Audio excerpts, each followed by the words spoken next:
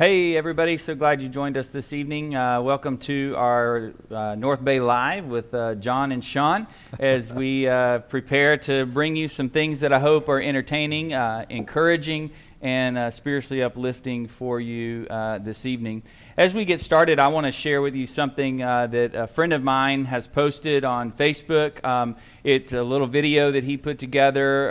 It's just a lot of fun. Jason Yarbrough is a friend of mine who's a youth minister in San Angelo, and as we get this video started on the screen, I want to just tell you, Jason's a great friend. He's the kind of guy that makes full-time youth ministers look bad. He's a band director as well as a youth minister part-time, and he's just a great friend, and I really enjoyed this video he put together. Hope you do too.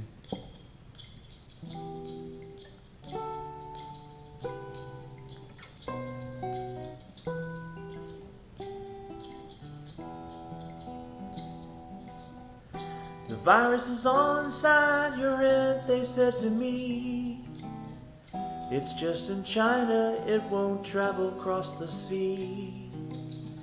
I said, then tell that to the towns in Italy. We'll all need 50 ways to beat this virus. 50 ways to beat this virus. Stay away from the pack, Jack. Don't visit your grandstand. Wipe down every toy, Roy, to keep virus free. Don't hop on the bus, Gus. Stay home if you're sick, Vic. Don't hoard the TP, Lee. Just stay virus free.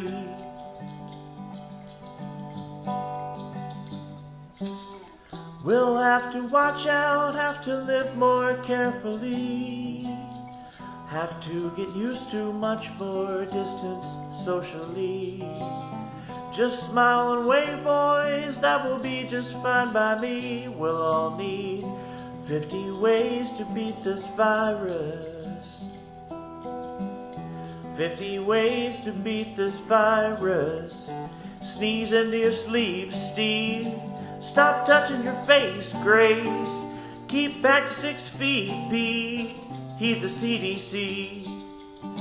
Just use the Purell, Mel. Keep wipes in your purse, nurse. Take care of your stock, Doc. You're gonna need PPE. This isn't spring break, Jake.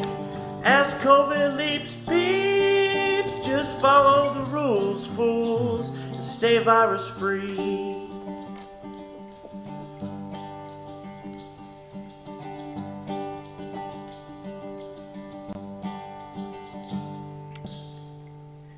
So, yeah, Jason's a good friend of mine, and I loved this because it was a space or a way that somebody was taking their talents and their interest in people and just kind of sharing it with everybody, trying to lift people up and encourage them.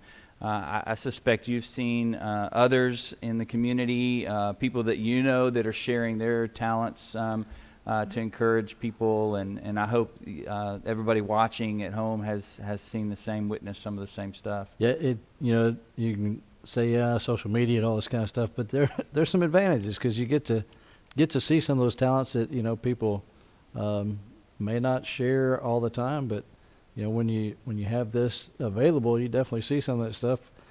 Some of the things that I'm seeing is people are actually taking time to reach out and share. Yeah. I've got several friends from high school who are reaching out and saying, what's your favorite job? What's your job now? What's your best job? What's your funniest thing? Some of these things that, that reaching out and saying, who are you and what are you doing? So, yeah. Some great things out there that, this COVID thing has caused people to take some time, Yeah, and not everything that people are doing to help encourage and impact the lives of individuals is happening on social media. Certainly there's a lot of that happening there, but there's people just in their everyday lives. I was talking to Charles Petty today, and he was talking about his toy, his 3D printer that he likes so much, but he was sharing with me how he made a few I'm going to call them mask holders. I'm not really sure what else to call them, but he printed out some things that doctors and nurses, and I think he delivered them maybe to his doctor's office, but that they could wear, that allows them to take their masks and instead of clipping them over their ears, clip them back around behind their head, and it holds their mask on, and it keeps the pressure, I guess, up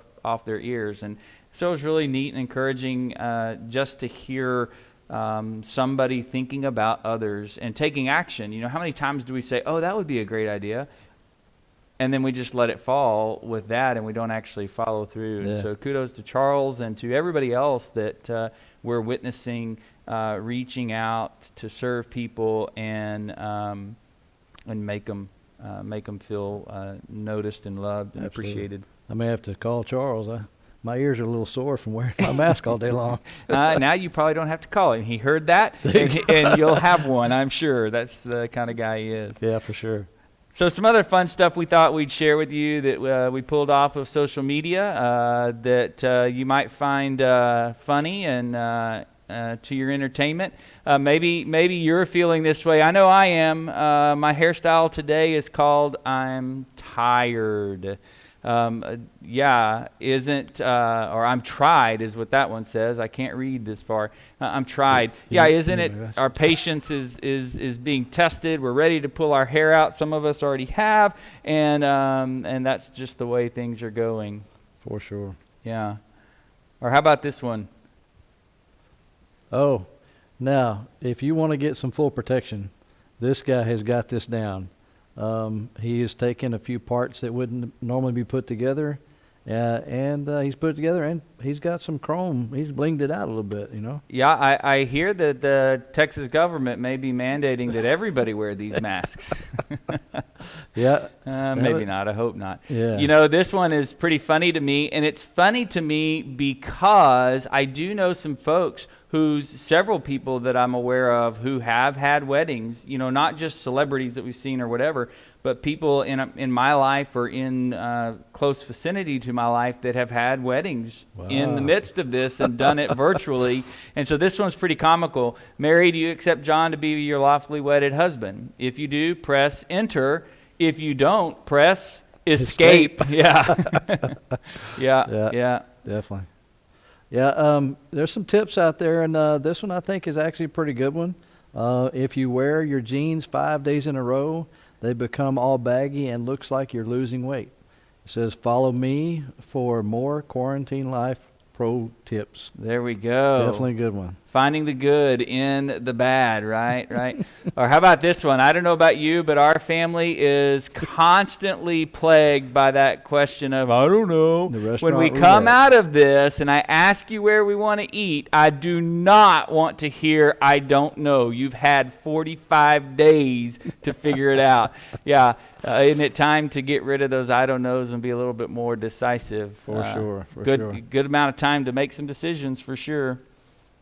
Now, I don't know if you guys can read this, but this was a news situation that came out and was proven later to be false. But this was stating that Russia had over 500 lions that were released in their streets to help people be reminded to stay in their house.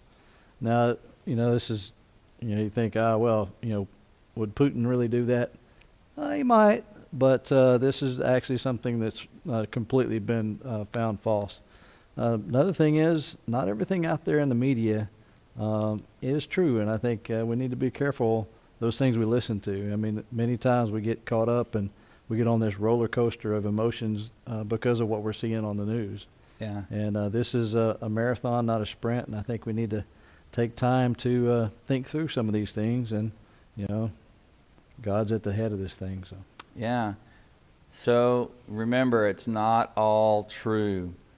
Current survival rate figures for the U.S. say are at a 98.54%. How about we promote that instead of fear? I liked the sentiment for sure of this thing. I don't know if that's an accurate number. I'm sure it's pretty darn close if it's not spot on. But the sentiment of this is absolutely the case, because I was thinking today as I was watching Good Morning America and some of the other programming I watch in the morning, it seems like really it was coming out in commercials. Everybody has gone to the fear, and everybody's gone Sure, to the yeah. negative side of things as they're promoting, as they're talking, and it maybe even start looking at the lessons and the sermons that will be coming down the pike and going, I want to be sure that I want to stay on the positive side of this thing and not drag everybody down into the negative, into the fear. Sure. Let's promote the good, Yeah. the good in things, and not the bad. Those are some things that we found on Facebook that we thought, or in social media, that we thought were interesting finds. I want to encourage you guys as you come across things in social media that are encouraging to you, that are funny, that are uplifting, whatever the case may be, pass it on to us. Send it over to Sean, or send it over to John, send it to the church email, to us on Facebook, whatever. Get it to us somehow, and maybe you'll see your submission go up on the screen one of these times that we broadcast live to encourage one another. Real quick, thinking about submission. If there's somebody or something that needs to be prayed about, we encourage you to send that to us, via the messages that are coming across. And if it's something that you want private, put out there private, and then the elders will take that in consideration for prayer. But if there's something that you need support, you need help, reach out, let us know, and if you let us know now, we'll share that with everybody as we know it. Absolutely. You want to talking about realism? We want to talk about the COVID. Sure. What Texas is showing as their real numbers as of it'd be as of noon today. We got 21,069 cases reported thus far, and that's with that 216,000 that have been tested. Of course, remember your stats. Portland's like 17,000 people. So, it's just over the size of Portland that's been showing positive there. And of course, we got a lot of recoveries coming back. And then we see the deaths there showing 543 fatalities in Texas. Again, those larger cities are the ones that are showing up to be the large runners in those cases. As far as our personal stats, Nueces County, there's been 90 cases reported, and that number hadn't changed in 3 or 4 days. And we have had one death in Nueces County from COVID. San Pat County, we're even more fortunate, evidently, because we've had 9 cases reported and nobody's died. So maybe that's because of our sparse populace in Nueces County. But these are, as true a numbers as we can find that's out there. So I think, again, we're still going through this, and we're going to see some things maybe changing as things start opening back up. Yeah, so as we talk about some of those updates, some of the things that are maybe on the minds of our members are this idea of Texas, we're beginning to open up the state again. Mm-hmm. My first response when I heard that was I didn't know we were closed. It seems the terminology doesn't quite totally fit with what we've been hearing. We weren't talking about closing the state. We did shut some things down. We did change some things. So I guess I understand it. But then again, what does that mean that we're opening back up? I know that Monday the state parks opened back up for day use. Yeah. And then I believe it's today all retailers were encouraged, invited, whatever, to return to work if they hadn't already, but it has to be curbside or delivery retail. And then it seems like maybe Friday there's something else that's happening. I can't recall what it was offhand. I still haven't quite figured out that retail sale deal. It's, retail on the run, retail, call in your order, go by, pick it up. Yeah. I mean, it's still limiting those guys to what they can sell. I mean, can you imagine trying to go to Dillard's and grab some, I need clothing. Right. Something like that. It's going to be hard to do that kind of stuff. So Yes, It's going to be interesting. it will be, and there will certainly be. I would think there will be some retailers that are going to struggle to be able to open back up. Some of them are already on the run and have already been doing that. You know, Sure. they adjusted quickly and were able to do so. We bought something at Best Buy the other day and totally drove up, said we're here. They brought it out to the car, put it in, and we drove off. It was the Best Buy experience I've ever had, you know. But you know, and of course your restaurants are doing that. But yeah, you make an interesting point with some of the major retailers. There's so much stuff in there. You know, it's going to be tough on them.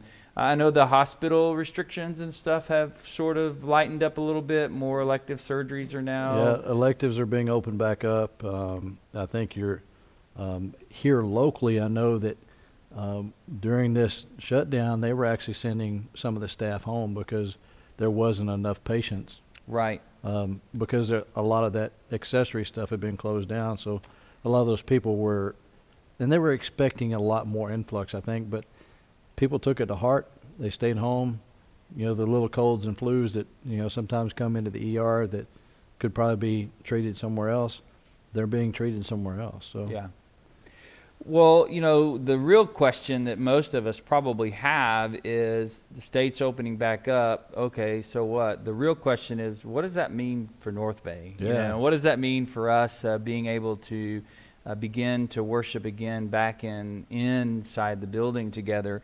And, you know, I got to tell you, I still don't know. Yeah. I don't know what that means for Yeah. us. The truth is, you know, it's going to be something that we're going to have to work on day by day. And I know that the elders have been in communication today about some of that discussion as to what and when. So Right, and I think the assurance that we can't give you an answer yet as far as a when, but the assurance that we can give you is that as your leadership, as soon as we can, and as soon as it's appropriate, we will be back together in the building together, and know that we are already discussing what that even looks like, right? Because some wise counsel has been sent our way by interim ministry partners. Yep. For those that aren't aware, that's where Randy Daughtery works, and your good friend Randy. But they gave some great communication out and great suggestion that said, don't expect, and this would be a warning or a caution maybe for our membership, don't expect us to just immediately return to the way things were. There's going to be some maybe baby steps or some gradual, some working back into this that needs to happen for health and safety reasons. Sure. Sometimes we've said it in our family like this: more is not always better. Sometimes it's just more. more, yeah. And so we need to be sure that, or just be expecting, yes, as soon as we can, we'll be back together. I do think we're closer to that. We're kind of on that back end, that downhill slide. We may still be at the top, but I think we're over the hump. So I think it's maybe within view. But just know that we're planning for that. We're looking for that, and as soon as we can, we will get back together. Let's talk about some other things that we've seen in the news, or some other things that are noteworthy for our membership. Well, something I saw in the Christian Chronicle I thought was interesting, and I didn't share this with Sean beforehand on purpose because it's kind of something that I'm going to challenge him, that, you know, this guy can do it, maybe you can too. I look at it and think, there's no way I could do that. But there's a Martin Smith, I don't know if anybody knows him, but he's the preacher at Bandera Church of Christ. Bandera's, you know, not too far from here. But he's 78 years old, and he has been preaching for, I can't remember, 50 years, something like that.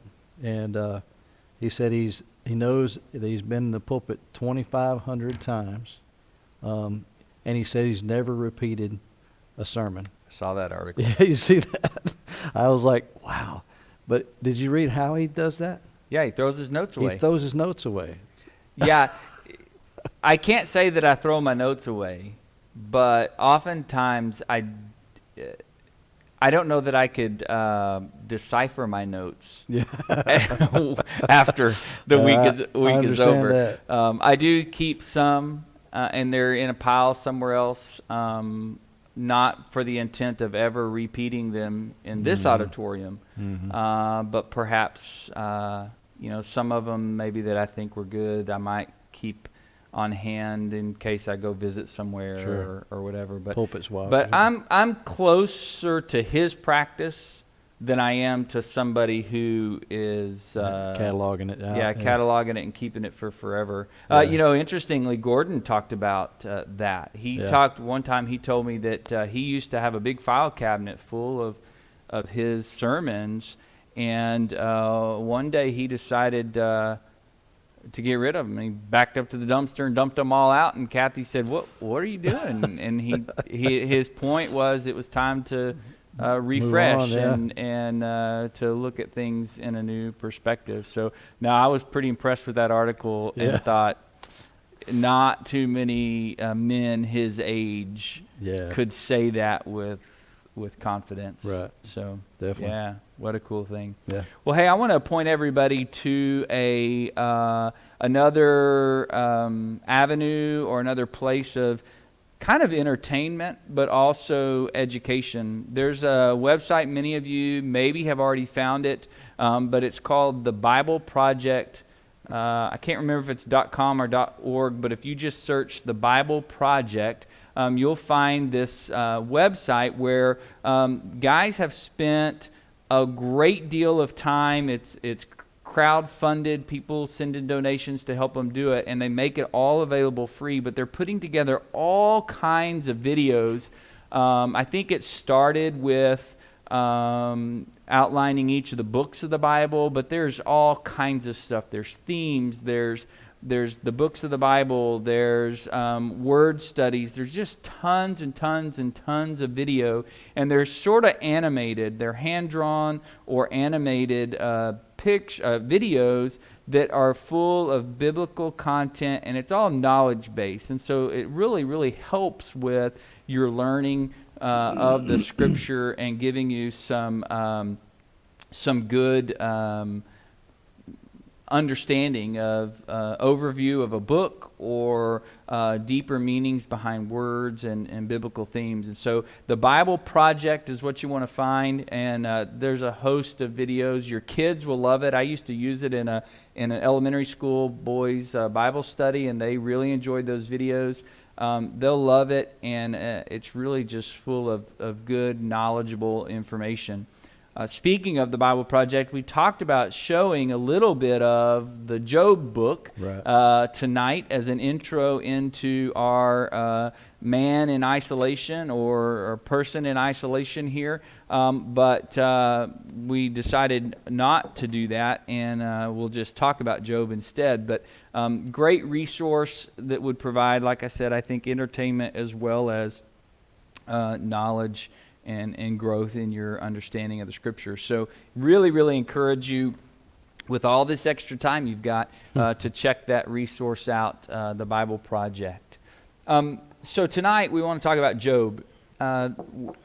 Obviously, we can't read to you the story of Job in one setting. I think it's like 38 chapters maybe. So that's not, nope, it's 42 chapters. So that's not going to work out very well. We'll be here for a while. Be a long night. But we can help recount a little bit the general premise of the story of Job. And I think that would be important to do as we get started together. So as the book opens, you get this scene of God and an angelic being talking. Interesting point, he calls that angelic being, if you will, Satan.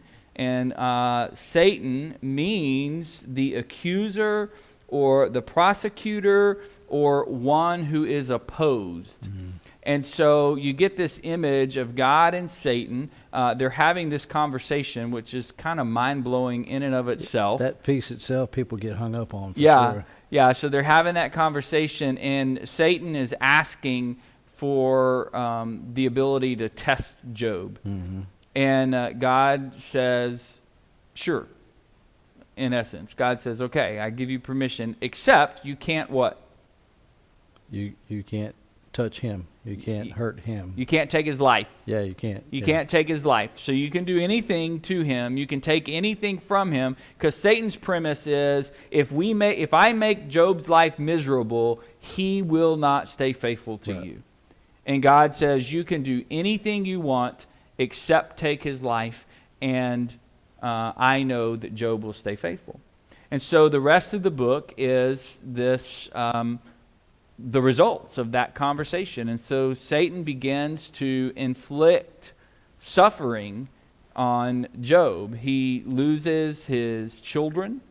He loses his possessions, his health. Obviously his life isn't taken, but his health is put into jeopardy.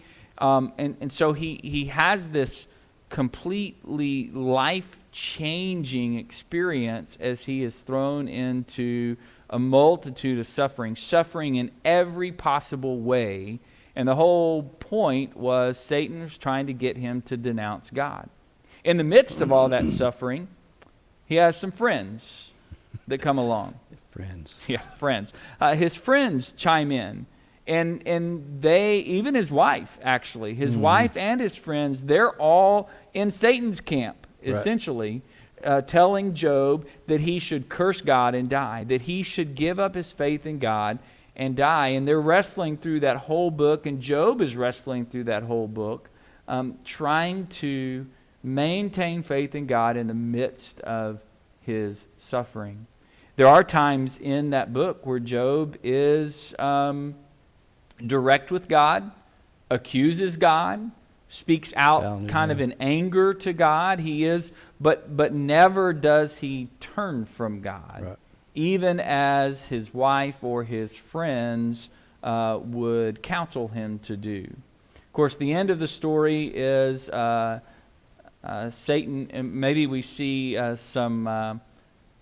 some truth that's echoed in the New Testament where we're told to resist the devil and he will flee from you. Yep. At the end of the book, we see that Job's persistence of faith causes Satan to quit.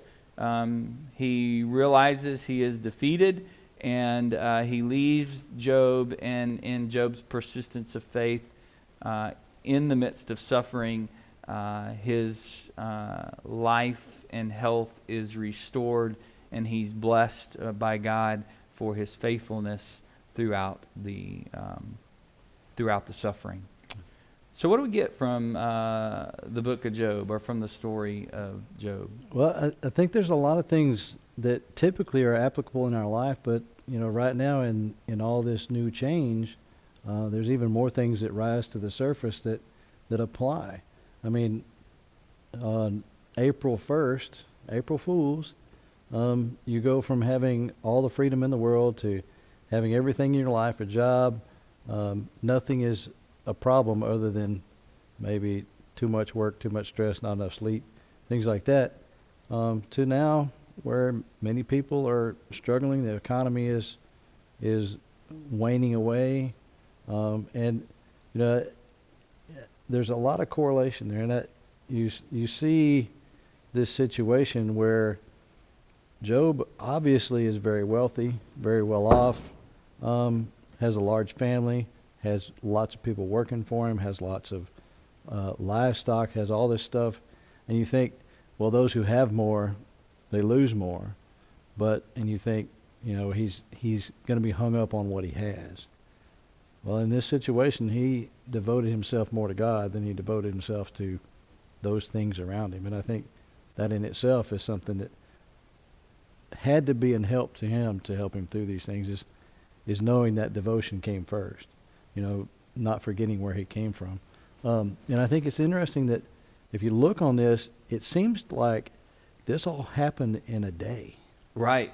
Just one day, life is great. The next day, what happened? Yeah. You know, you wake up in this horrible nightmare, and I think that's interesting because that had to be a huge shock.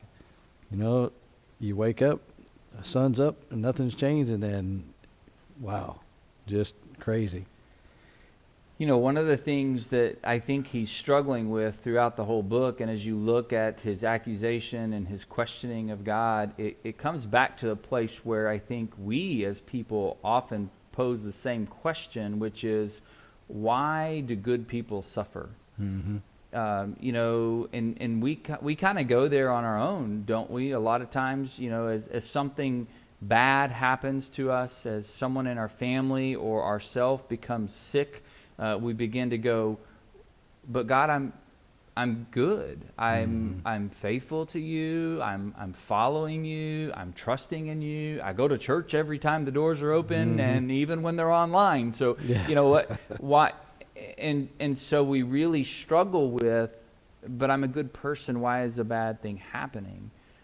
Christians struggle with that, but then of course, that's one of the great oppositions for non-Christians is you know, in choosing not to believe in God. It's like, well, God, you know, there can't be a God, because if there was a God, he wouldn't let bad things happen. Yeah. And the reality is, the whole story of Job, even with his friends, that's what the whole discourse is about, is they're talking about God's justice.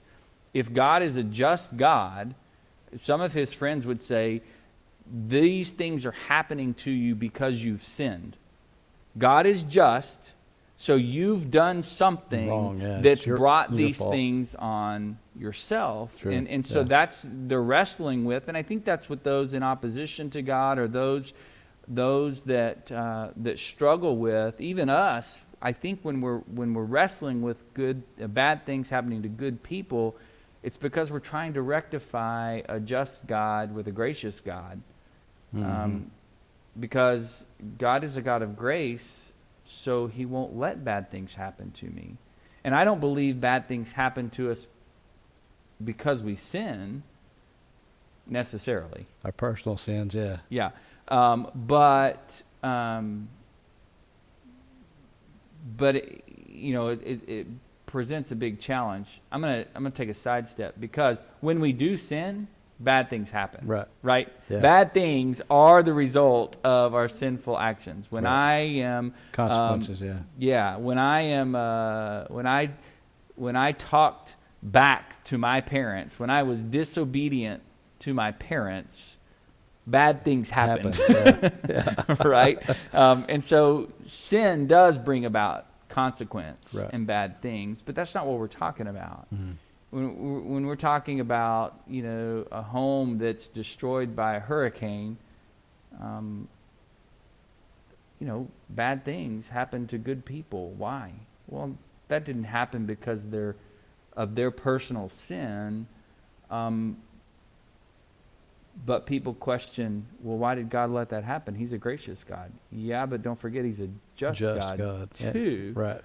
And it's interesting because the third friend actually, he's got the last friend that comes, I guess it's maybe the fourth friend, comes and he says, third or fourth, anyway, he comes where they're saying, Job, you must have sinned and to have brought these bad things upon you. The last one comes saying in chapter 32 through 37, he comes saying, God is a just God, and he runs the world in a just way, but have you considered that suffering may be a warning about future sin, or a warning to avoid future sin? Mm-hmm. So I find that a very interesting take. You know, he comes not providing an answer for why the suffering is coming, Right. but simply suggesting that maybe this suffering is a warning to avoid future sin, or I might say it this way, comes as a warning to trust God. Mm-hmm. Trust God and don't go seeking an out, or don't go seeking cessation of the consequences in some other way. Right. Do we find ways to try to cover up the consequences of our sin or try to avoid the consequences. That's where that one little lie turns into 16 lies because Yeah. you're trying to get away from it and you end up digging yourself deeper in. Yeah.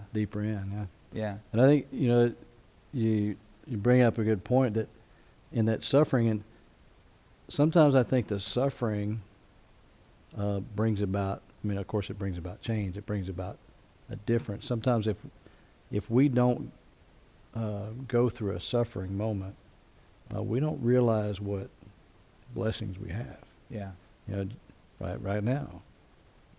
If we look back 3 weeks ago, we wouldn't be sitting here today. Right. We'd have, every Sunday we, have people sitting here and things would be normal. But, I think as we go through these things, that's a natural thing. Just like Job curses the day he was born. Yeah. He goes through this suffering moment and he's just, I wish I'd never been born. I think that's natural. He's dealing with his emotions. He's going through things. Just like I think it's natural today to go through those emotions and not kind of push them away. Some of us, you got boxes and you put this in that box and this in that box and you kind of seal them up and don't worry about them again. Mm-hmm. Some of that's a natural reaction, but I think you're never going to get through it unless you don't deal with it. So Yeah. That's a interesting part of Job's story when you dig in and you look at Job's interaction with God, and he's just real, he's honest, and it's really sort of this negative experience, right? Because he's almost, like I mentioned, talking back to my parents, it's almost talking back to God. To God, yeah. And for a number of us, it gives us cause for pause to go, wait, can I do that? Is it okay to tell God my frustrations with him? Right. And, I've struggled with that at times. Is it okay to share that with him? And I'm just reminded that there have been moments, probably not as many as there should have been, but there have been moments where with my children I've said, you can tell me if something I've done is frustrating you. It doesn't mean it's going to change, right? But you are free to share with me, or we've given them freedom to share with us what we've done that's frustrated them or Sure. or angered them or whatever. And if I'm willing to extend that to my children, isn't God certainly willing to extend that to us? True. Our expectations should not be that by voicing my frustration with him, things are going to change, but that he will listen to me. Man, that's pretty powerful. I think about Moses. Moses kind of talked back to God at times, Yeah. And argued with him for the defense of Israel Of the people, and others. And so, God listens even in our moments of frustration or anger or whatever. He doesn't want us to shove that down and never address it. He does invite us to share with him those burdens and those frustrations. While we're talking about some things, I'm noticing some comments here from some folks. Deb says that Job's story has taught her patience. Certainly.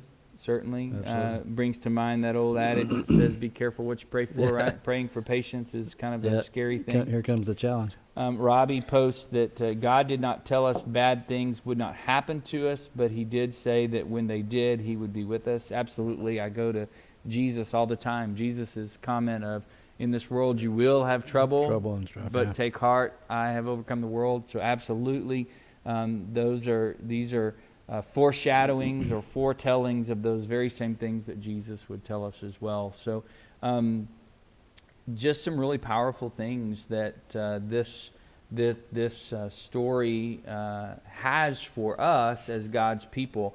I made tons of notes, scratched all over the place here. One of the things that something I think that can be brought out here too is, you have Eliphaz and Bildad and Zophar, when they come to him, and they're obviously close enough friends that they come to him in this moment. Yeah. And in that, when they come to him, they give him their thoughts. No more like today. I mean, you want to know something, you put it out there, somebody's going to give you their opinion. And I think it's important here that he listens or he hears it, but I guess that's where that grain of salt comes in this situation. You have to weigh what's being said each and every day against what God's will, God says, and the Bible, and go, is it true? Yeah. And even, just like the lion story. Oh, that came out. Ooh, they put out lions. I can't believe that. But is it true? We need to weigh that. Advice from friends may be heartfelt, but they may not be the right thing to do. Yeah, it's important to recognize in the midst of this, Job had faith in a God that he was personal with. Right, absolutely. Not faith in a God that was some abstract idea or some distant connection with him. His faith worked, and his faith sustained him, and his faith persisted because he had a personal relationship with this God that he had faith in. And that's evidenced through his ability to turn to God and to express his frustration, to cry out to him for help, to seek him in the midst of that suffering. All around the world, we have people, especially in this season, we have people ascribing to know God. But the real way, the only way they're going to weather this storm, so to speak, or come out of this season on a spiritual upside, is if they have a personal relationship with him. Just saying I know him will not be enough to carry them through. As it gets harder, as it gets more difficult, as it gets more challenging, without the personal connection to him, they will turn from it. They'll follow the advice of the friends, right, and they'll turn from God, and they'll turn to other things to try to navigate or come out of this on the other side. The last thing I really noted in here that was interesting is as God sort of answers Job in the last several chapters, he never gives Job a why answer. Yeah, he never gives him an answer for the why he suffered, but the way he responds to all of Job's pleading and accusing and challenging of him is he takes Job and he displays for him the creation of the world. He talks about the intricacies of the world and how God had formed those, and he sort of poses to Job this question of, do you really think you're capable of managing this planet? Do you want to micromanage this creation?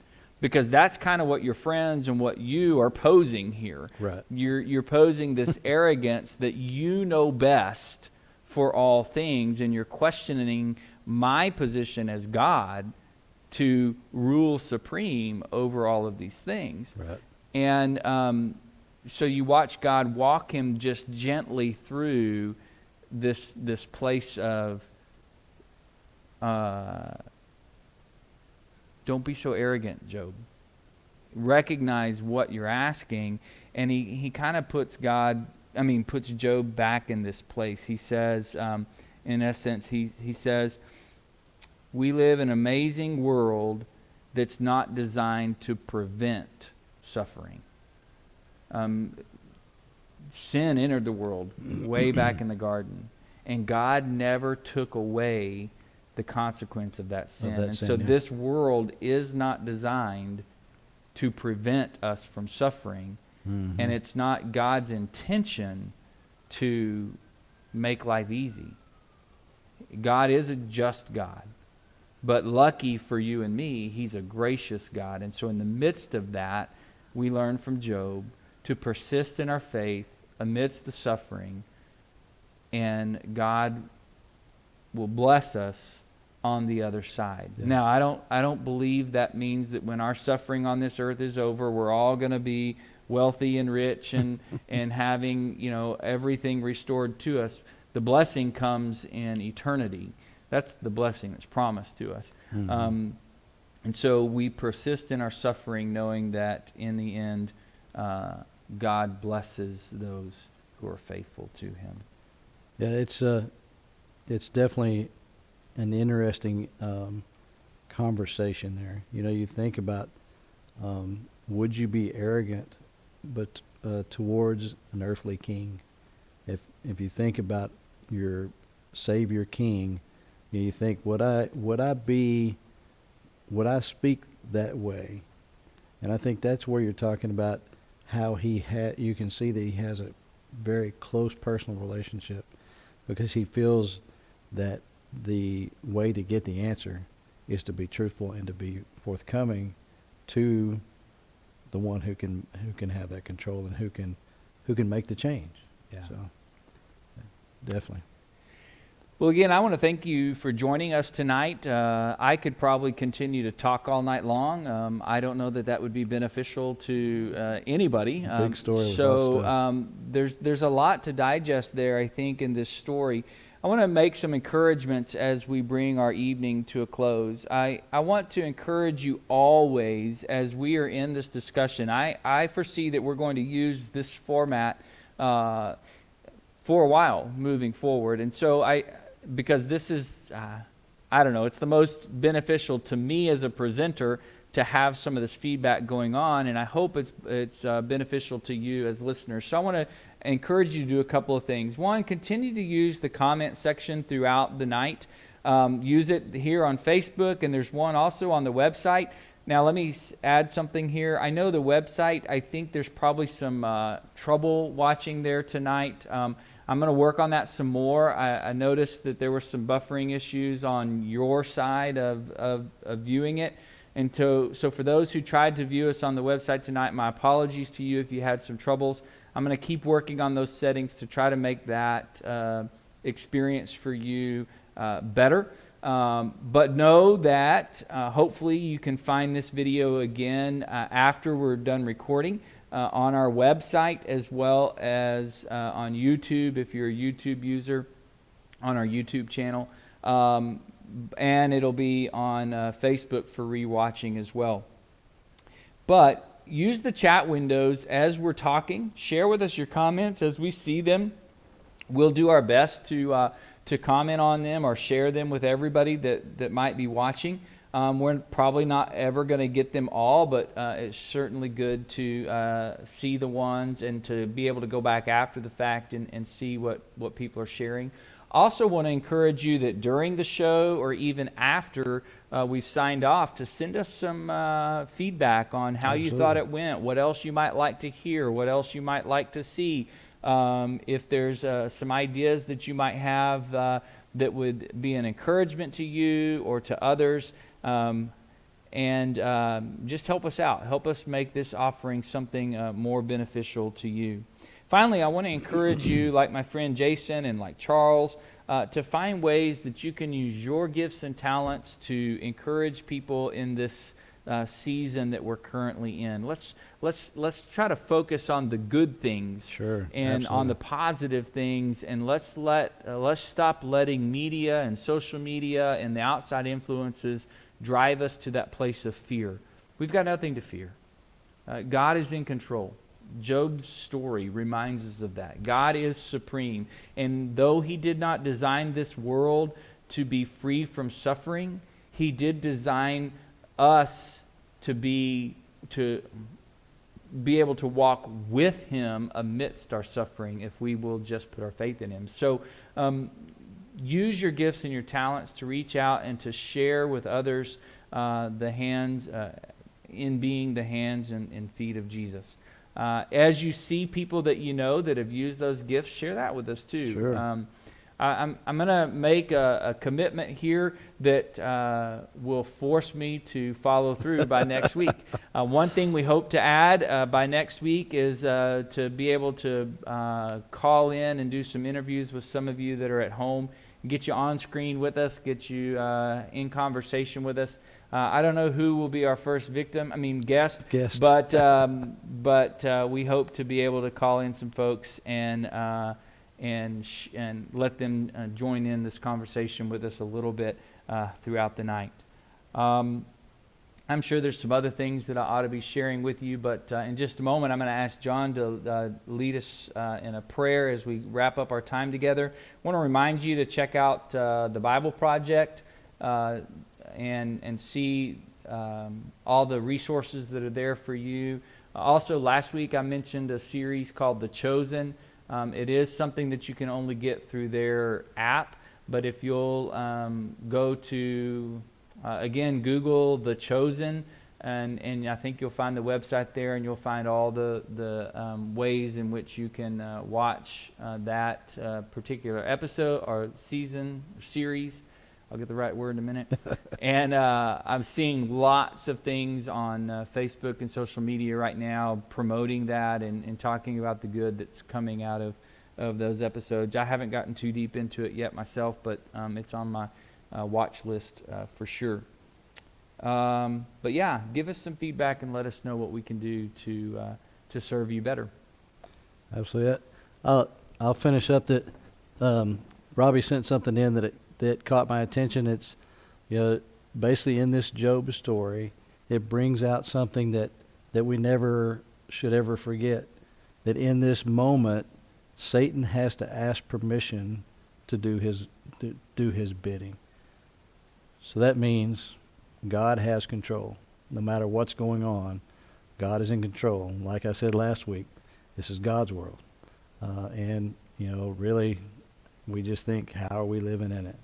And I think if we live justly, live graciously, I think God will support us through everything that we do. One more thing before you go. I want to give a shout out to the woman behind the scenes over here. Yeah. Reagan Meyer has been up here helping us. All the scene changes, all the stuff that's been going on your screen, that's coming to you courtesy of Reagan Meyer. We appreciate her pitching in and helping us out. Looking forward to her help throughout the season as we put on this show for you guys. Yeah, it's great that churches and we're kind of being forced to grasp and reach out to some of this technology, and I think it's going to be great. Hopefully, God will use that as we continue to go. Yeah. Let's pray.